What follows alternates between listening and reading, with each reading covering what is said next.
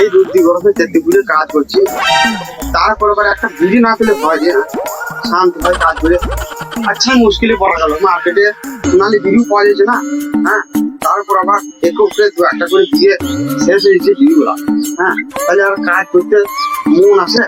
বিড়ি না হলে আমাদের বাঙালি মানুষ, বিড়ি না হলে কি আমরা কাজ করতে পারি? বিড়ি খাবো কাজ করবো, বিড়ি খাবো কাজ করবো, তবে তো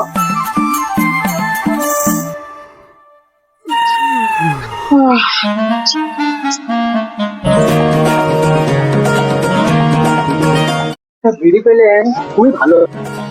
হয়তো তোমার মা আছে, ওর কাছে আসো, ওর কাছে একটা বিড়ি নেবো।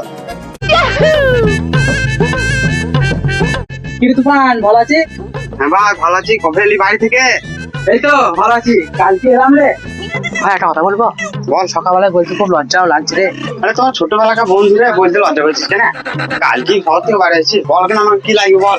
আমি যদি পারি তো অবশ্যই চেষ্টা করবো দেওয়া। বল বল বল, কি হয়েছে বল।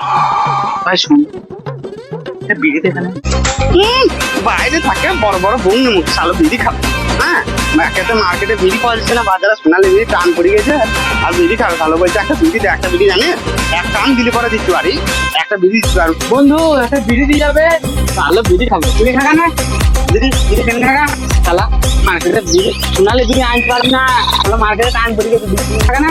বেশ বেশ, চিনি খাবো, বন্ধ কিনেই খাবো মা। তো চাইছিস কেন? কিনে খাগা না।